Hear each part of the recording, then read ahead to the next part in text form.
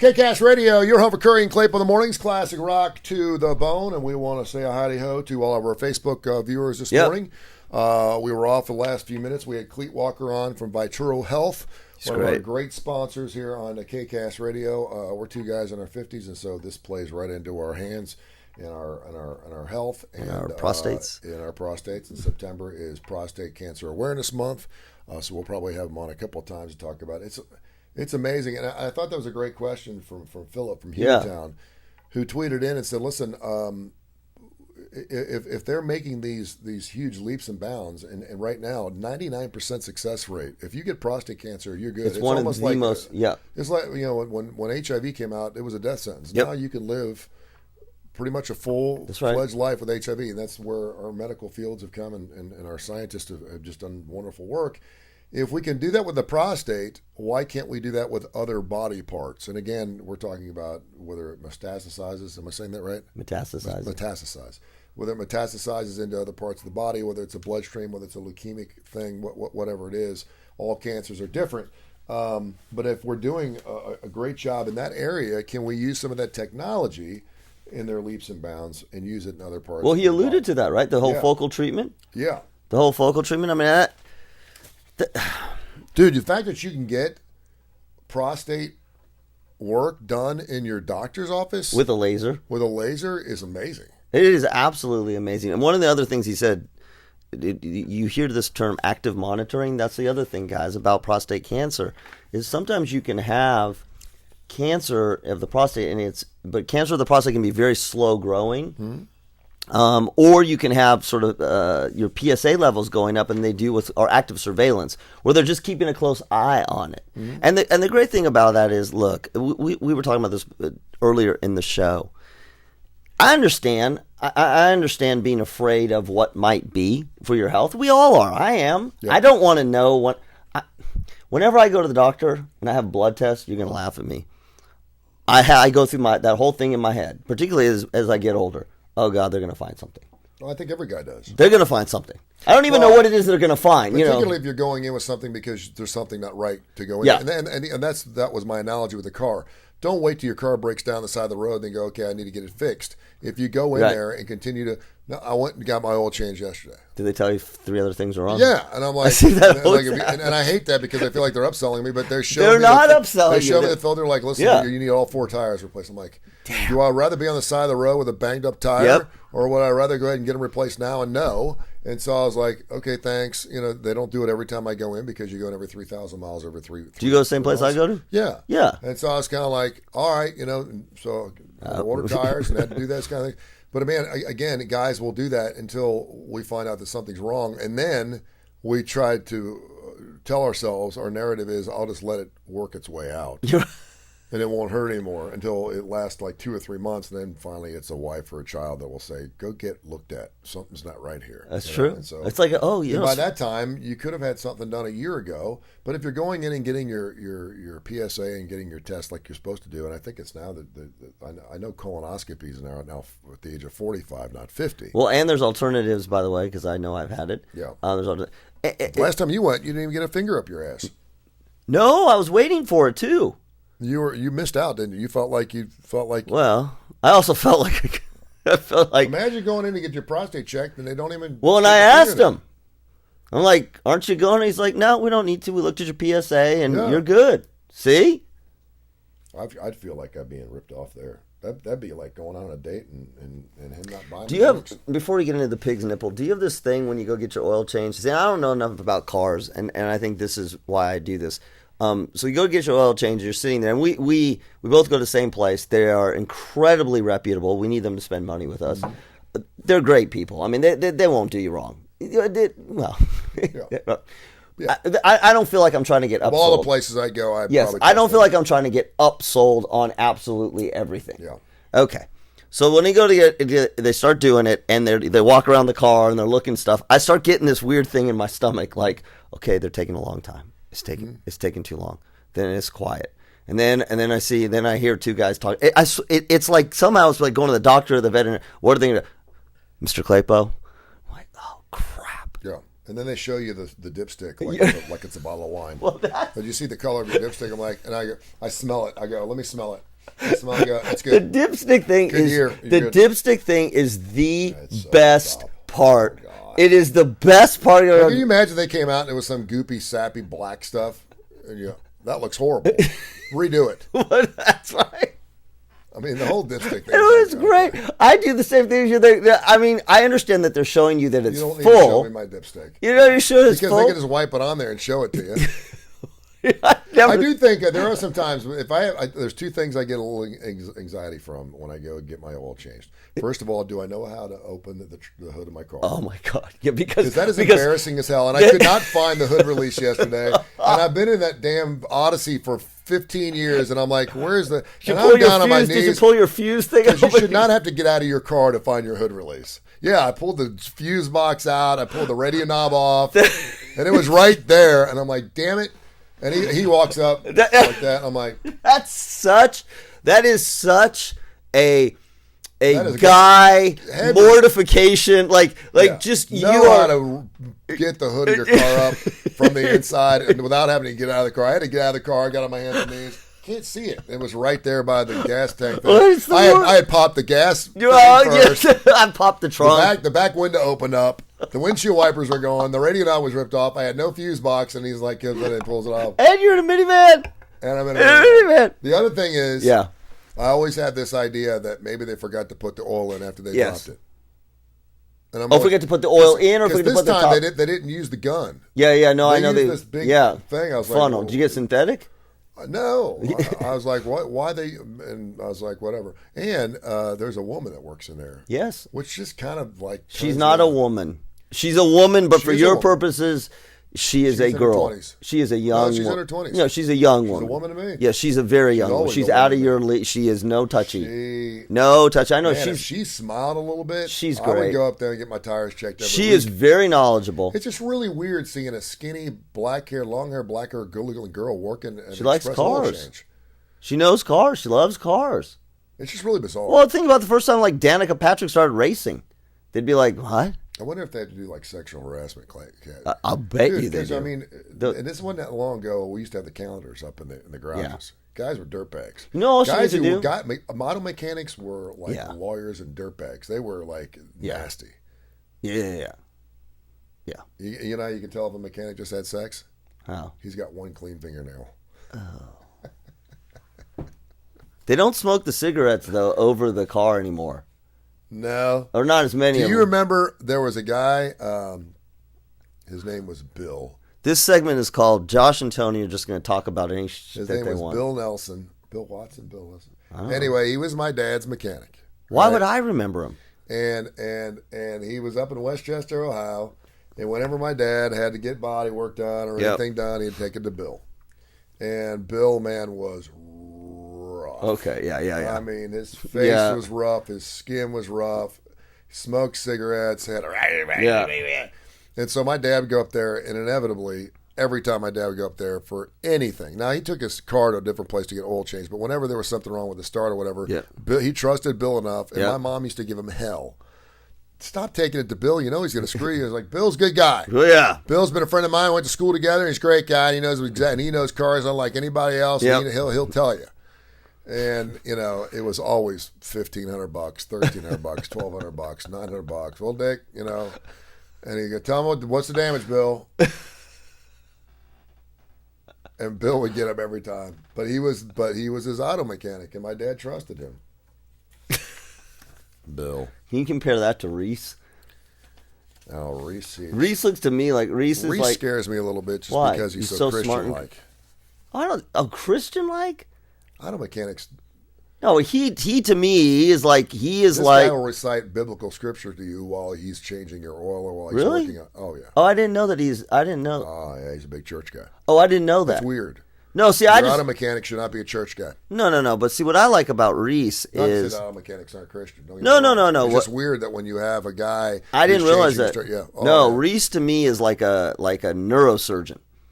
Yeah, he's like, too smart. He's super smart and super meticulous. Like his hands. First of all, he wears gloves. Yeah. He wears gloves, never dirty. No, he's Always super looks clean. It's 1,000 degrees there. Yeah, and he's not haircut's always sweating. perfect, yeah. Perfect.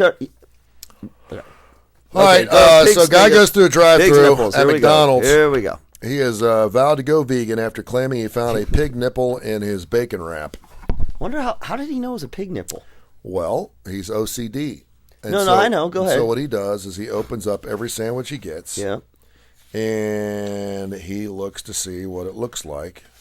And I'm trying to find the picture here so I can actually show you what the pig nipple looked like. I don't know where you find this stuff. There was a picture here. Anyway, disgusted Simon Robinson was only saved from eating it after stopping to check what his sandwich looked like because he had OCD. So that's something he's always done. He takes the sandwich out to his car. He takes the thing off, and inside it looked like a pig nipple.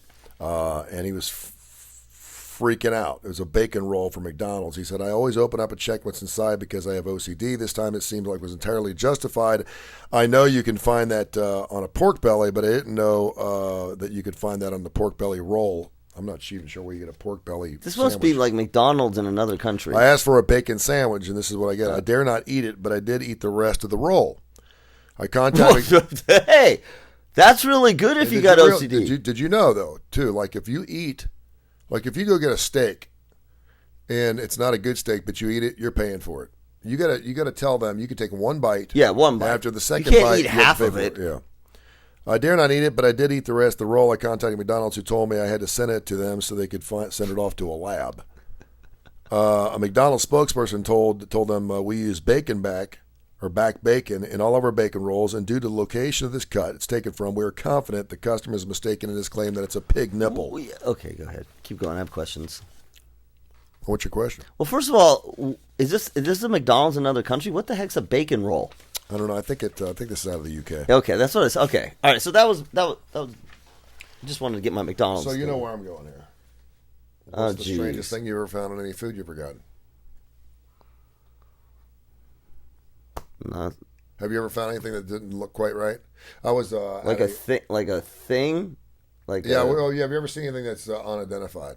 I had something in some chicken fingers yesterday that was like a side thing. It looked like they just poured the thing in and didn't go through it. Like they didn't pick the chicken fingers out. They just poured it in. So I got some thing that looked like it was like this long. It was really skinny. It looked like a burnt fry. But Okay. It didn't look like a piece of chicken. And I was kind of like, that's interesting. First of all, it should have never been in my basket because it's just not appetizing. I was like that, and it wasn't a chicken finger. I don't want any side stuff. Oh, dog. See, I always think it's like a little With surprise. the burnt French fry, I'm okay with it. Yeah, But I feel like a special treat for this me. Was not a You know, like I ordered chicken fingers, I didn't order fries, and like, oh look, you get a fry in there. I did go to a restaurant. I've had bugs in hair. I mean, You had bugs? like a bug, yeah. Like we got a like bug fly. in your sandwich? Came in it. Really? Yeah, I didn't. How eat did it you know? Because Do you look at your sandwich before you eat it? See, I took a bite. No. That's really weird. I took a bite. I guess I was lucky. I took a bite, and then what I hadn't bit yet, there it was. I will not ever look inside a sandwich unless I'm putting a condiment on it. Yeah. What? And now a condiment. Oh, condiment. I've never found a condiment in my sandwich either. No. But I will never take. But I wonder how many people. It's not even OCD. I wonder how many people now look at their sandwich before they eat it. And now I think about it, most of the time when I go out and have lunch, sometimes they open it up and they look. I actually do. Just to, like, sometimes I look to see if it sort of depends on the sandwich. Like, if I get a barbecue sandwich, I look just to see, A, how much I got. Like, did they give me a good, amount? Yeah. And then B, particularly, actually either, whether it's chopped or sliced, I just kind of want to, I don't know, I want to see how it was chopped. Like what, or if it's sliced, what kind of slices. I check it. Hamburgers, same thing. I went to a place down the street. I'm not going to say who it is because I know the owner. And I really like his restaurant, but there was a hair.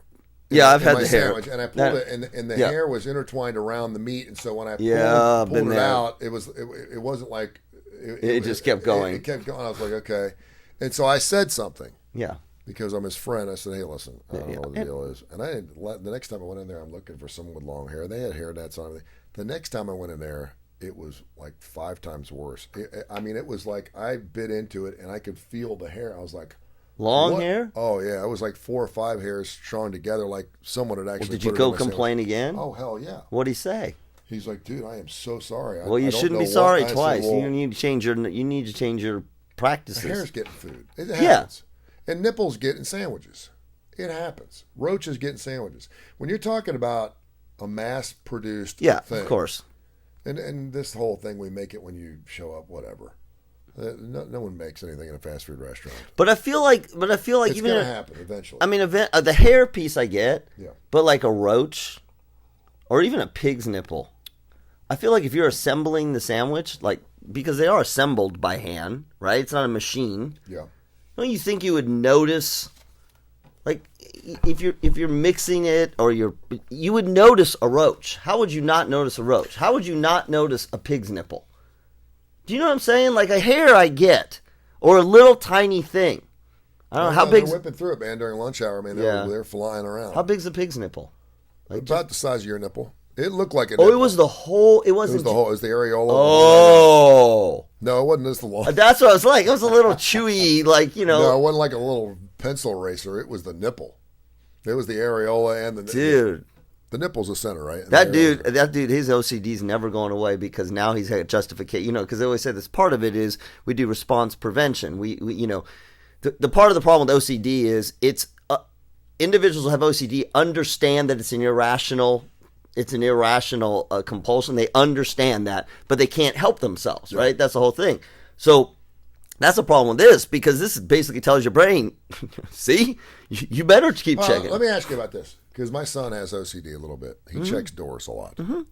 He's getting better at it. Good. And there are therapeutic ways to do it. There are we call it response prevention. Yeah, and he's not. He was actually a person that had to sit in the sixth seat. He had to do all these different things. Yeah. And so there's different techniques you can use, therapy to stop doing that. But I hear him every night checking the doors. If you're checking the doors in your OCD, what is it that makes them stop checking the door at that moment in time? Because he'll check the door like 7 or 8 times, or is it the number of times he's got to check it? Yeah. So he's OCD about the number he's got to check the door. That's exactly. So it's OCD on top of OCD. So if you stretch it, there are some folks who will have to check every door before they go to bed. Which, again, on the one hand, you go, well, that makes sense, but they actually literally have to go through every door in the house and check each door. Yeah. You have other folks who they have to check it 5 times. Check it. It's basically a brain ritual. Yeah. And once that's done, then the obsession stops. That stops the obsession. But think about it this way, and I'm not saying this is true for your son. It is not uncommon for the 7 times to become 10 times, 11 times, and then what happens is the obsession just keeps. It can just keep running. So they can check it 7 times. They go to bed. They go into the bed. They got to check it again. They go to bed. These are in the more extreme conditions. These are people who are washing their hands for 6 hours at a time. Yeah. Because the same way with him that it runs through his head until he's done it 7 times. Imagine if every time you did it 7 times, it didn't stop. That's extreme OCD. So they literally, we see people, they can't get out of their house because... Is there a medication for that? Yeah, there's both. Yeah. So there's 2 things. There's medications that, if you will, they work on neurotransmitters that slow down or diminish the obsessive thinking, right? And so an obsession it's not something we want to happen. It comes to us. And so there's medications that slow that down. Then the other piece is, because what happens is with the obsession, there's obsession and then the compulsion. That's the C. And the compulsion is, the obsession is, I got to check it, I got to check it, I got to check it, I got to check it. The compulsion is I got to go there, and once I check it, I'll be okay. And so the compulsion is to do the act, and then you feel better, right? You feel. So the problem is that you create this loop. So what we do is, it's called response prevention. Yeah. And what we teach the person and their brain that you cannot check. We prevent you from checking. And what you see is their anxiety goes way up, as you can imagine, but then their anxiety comes back down. Yep. And so what we begin to show people, and when I say show people, you show their brain, it's a conditioned paradigm, that you don't have to check in order to feel physiologically okay. And let me tell you, it is uncomfortable work for the person going through it, because what you're saying is, they're saying, if I can just check that door, I'll stop feeling so anxious. Yeah. And what you're saying is, you're doing this.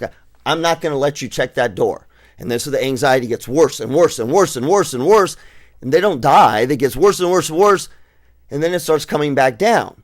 And what the brain gets conditioned to see now is, okay, if I don't check the door, my fight or flight will come back down. Yeah. And that's the part of what's called response prevention, along with certain medications. One thing that you don't need to be OCD, and as a matter of fact, I stopped there a couple days ago, is Alabama or Backyard Solutions, also Alabama Backyards. They do a fantastic job. Jeff and his entire crew, they do wonderful work there. I love these fine folks because they will provide all kinds of wonderful solutions for your backyard. Backyard Solutions and Backyard Adventures. BackyardAlabama.com is their website. Check them out.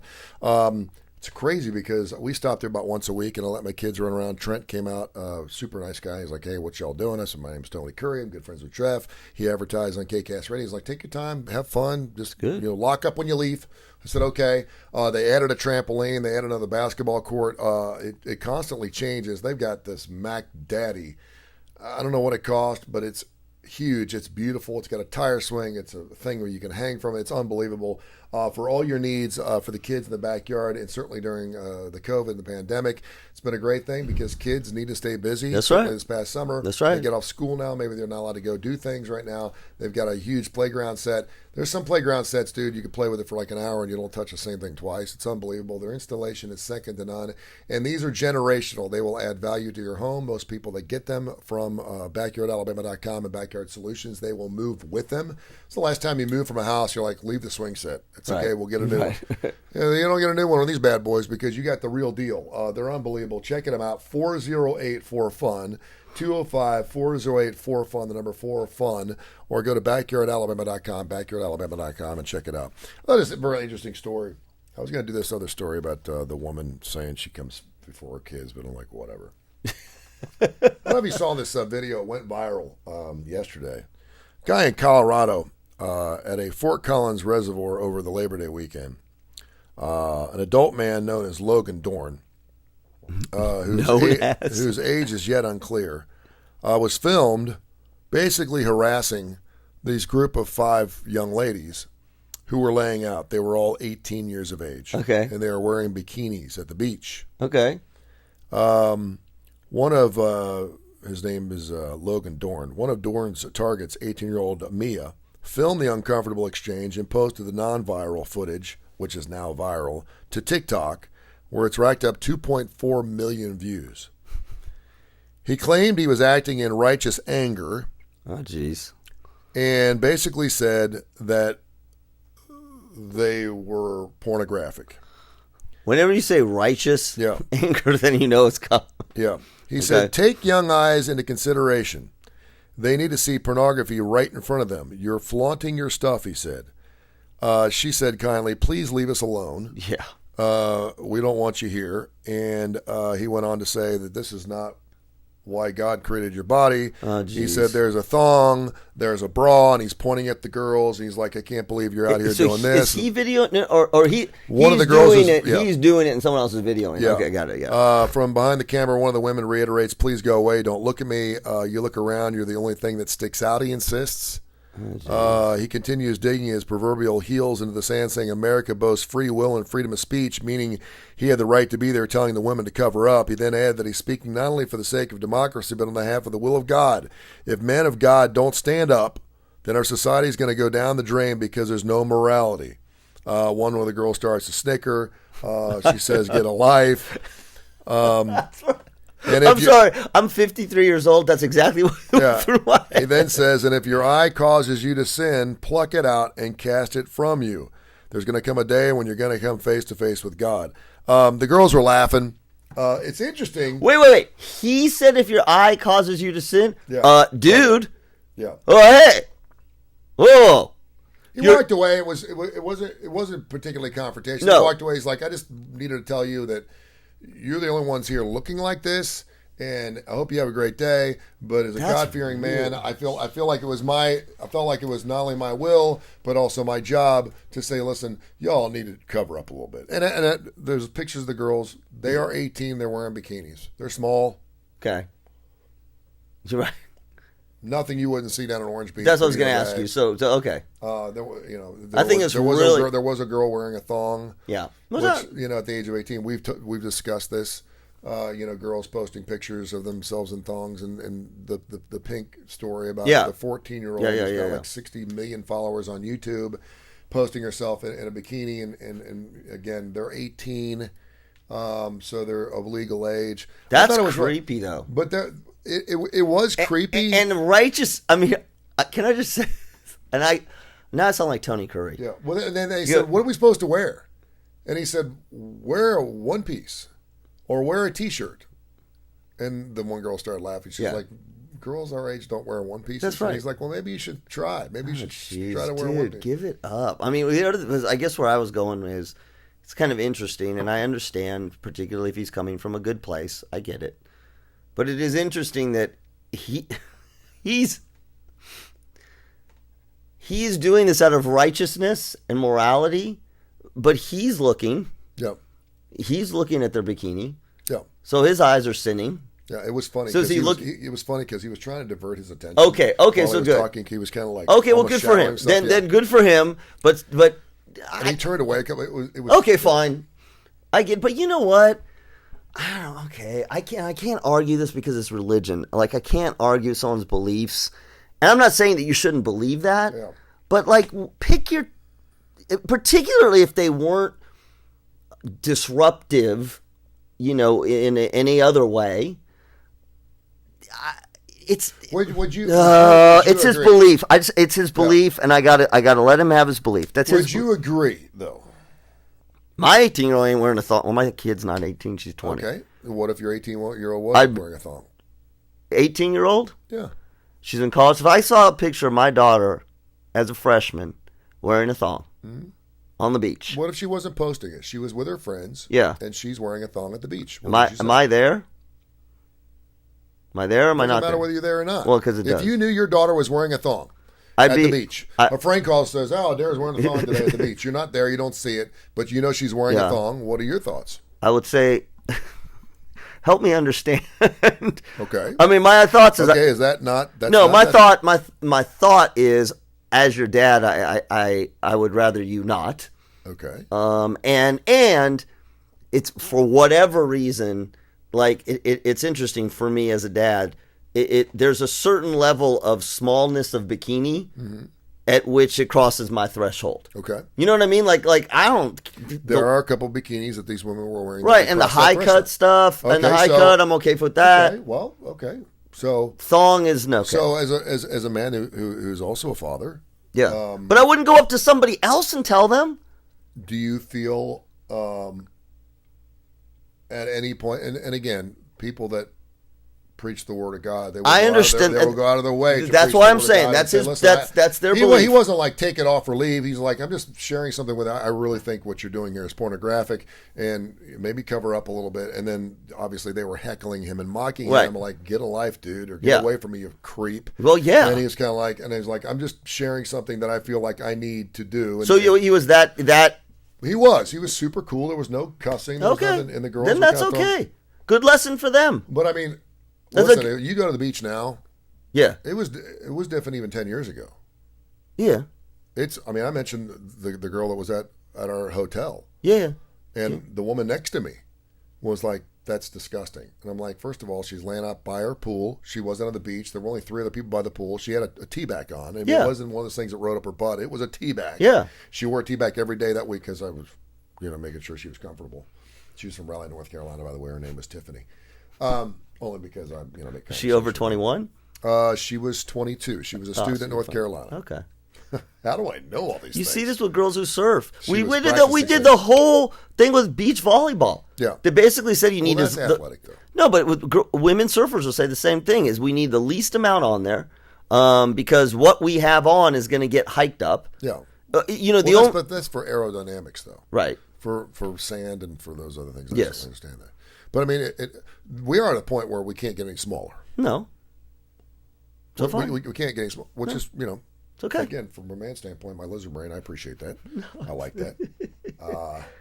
Bikinis have gotten smaller and smaller and smaller and smaller and smaller. Now the point where he could certainly make an argument that will there come a time where we're just wearing body paint?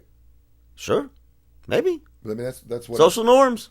I mean, social norms. Cheryl Teague's nipples were like, See, no, I can't believe we're seeing nipples. And now look what we're doing. Now you have a girl in body paint on the front. Okay, but cover so of a magazine. see, this is, and again, this is our. So what do you consider pornographic? Well, no, pornographic nakedness is not pornographic to me. It's art. No, it's a body. Yeah. So to me, pornography is some sort of sexual. But if I'm getting something out of that body paint, then it turns into. Well, then you're just that's your own. Well, it turns into. Okay. No, but that's what I'm. You don't think the ESPN, the body issue, is not pornographic? No, because I don't define. For some it is. No, but I don't. No, but I don't define pornography as a naked person. In other words, no, not for you. But what's not pornography for you could be pornography well, dude, for someone for some else. people, the Sears catalog is pornography. We talked about that. Thank you very much. Which you know what I'm saying? The Victoria's Secret models are pornography. Yeah. To me, pornography is some sort of sexual interaction or sexual act, even if it's solo. Okay. So if you're standing there naked or with a G-string or whatever, I don't consider that pornography. Do I think it's appropriate or not appropriate? I mean, it depends on the setting. Yeah. If you're Miami Beach, South Beach, sure, you're on a nude beach. Yeah. So is everyone on a nude beach pornography? No, because that's the social norm there. I learned that from Dr. Josh Klapow. Now, again, now from your religious standpoint, if you say it's accepted. If you say from a religious standpoint, I don't want that to be the social norm. Yeah. That is not appropriate. That is immoral. I respect that belief. I absolutely respect the belief. The challenge you have is, and he was doing what he was called to do. Mm-hmm. And what they were saying is, okay, you're creepy.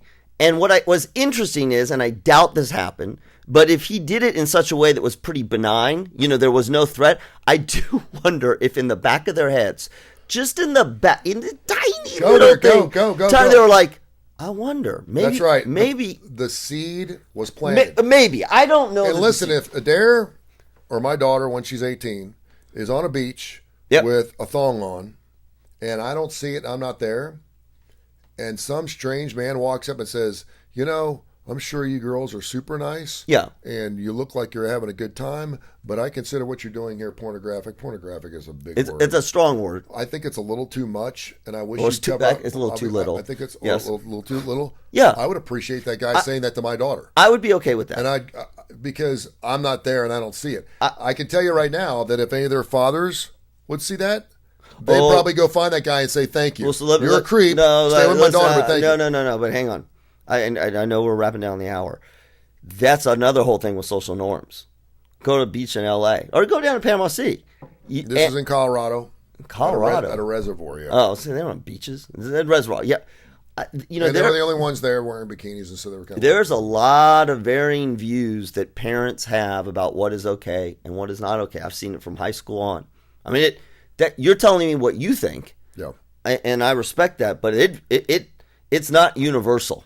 No, it's not universal. It's beautiful, and we shouldn't body shame, and also, and again, this goes back to our theme for the week. To me, this is that whole patriarchy. Think about it. Nobody ever says anything about guys and their shorts. Board shorts. You know what my daughter's question was yesterday? Oh, we really need a question of the day. What was it yesterday? I love her. She said, "Why do men not wear shirts at the beach and the pool?" Mm-hmm. And I said, "What do you mean?" She said, "Guys can walk around." First of all, she said, she said, "Why do women have two dirty or nasty areas and men only have one?" And I said, "Women don't have two dirty areas." And I said, depending on how you look at it, I said, "They really only have one." I said, "The breasts were created to feed."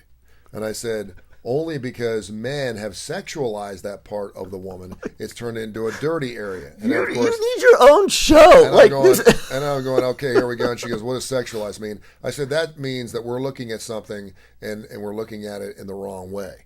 We look at boobs and we get excited about it because we don't normally see them." I said, "But God created them to feed children. That's the only reason they're put there." I said, "So it's not really a dirty, nasty part." She goes, "But we cover them up." And I said, "Well, that's a part of our social norm." I said, "Now, if you go to some Caribbean island off of wherever, there's a lot of people that walk around naked, but they only cover up that part.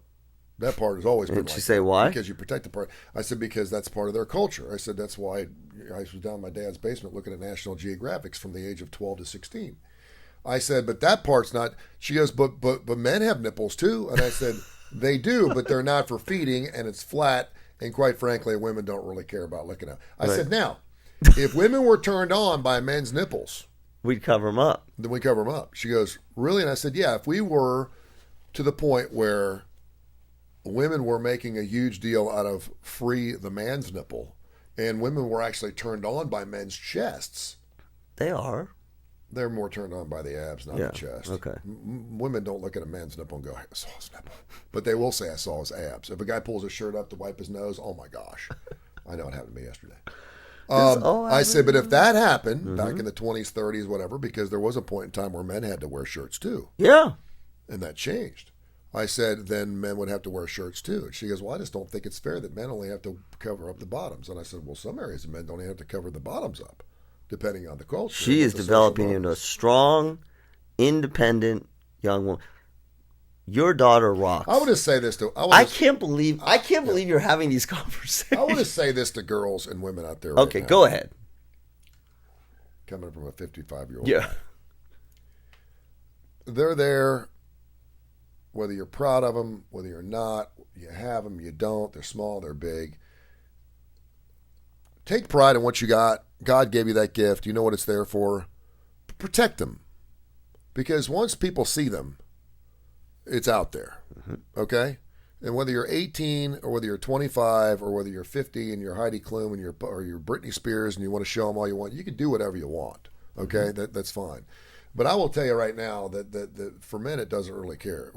Once we see a woman and go, boy, I wonder what she looks like topless, and then we see you topless, it's kind of over. It's kind of like, okay, well, there you go. They're protect everything you got as long as you possibly can. That was some deep shit there. Did you like that? That was good. Because for guys, it is exciting. I would venture to guess that more men are excited about seeing a woman in a sexy dress as opposed to being naked. If you show a man a picture of a naked woman and a picture of a woman in a sexy dress, I bet you more men get turned on by the sexy dress than they do by the naked. Well, but then they want to say, "Well, I wonder what she's like." Because there is mystique there. There is adventure there. There is, gee, I wonder what's there's suspicion. There's like, I wonder what's underneath there. But then they want to see that. Hold on to that key. They want to hold see that, on though. to it as long as you possibly can. That's what I'd say. Okay. I swear. That's funny because you're calling the guy a creep, and then you're going, wait a minute, if that's my daughter and I know she's wearing a tea bag, now if she was living in your home, would you make her stop? Where was she? Going to the beach in a tea bag? Yeah. You know, again, it's interesting. I don't know. If she's out on her own, you can't. Right. Or can you? Can you tell her no? But if she's living under your roof, do you tell her she can't? No, not at this age. I mean, I could tell her. This is a classic parenting mistake, right? If she's 18, 19, living under my roof, I could say, as long as you're living on my roof, I better not see any tea bags or whatever. That ain't going to do anything. It's not going to do anything because they're 18. When your kid's 18 and 19 years old, you don't have those kinds of conversations. Particularly, I mean, it's drugs, alcohol, it's a different thing. You can't have those kinds of conversations. It doesn't do any good because you know what she's going to say in her mind? F you. Yeah, and most girls that don't wear stuff like that don't want to be seen like that because they don't feel comfortable. That's right. Even my 9-year-old daughter, she doesn't wear a tea bag? She doesn't she pulls it out of her ass. She doesn't feel comfortable wearing a bikini. Because she's like, she's coming of like, age. I don't, so I get her something with a giant, ice cream cone on it with bears and stuff hanging off. But yeah, I mean, and the other thing is, look at the mother.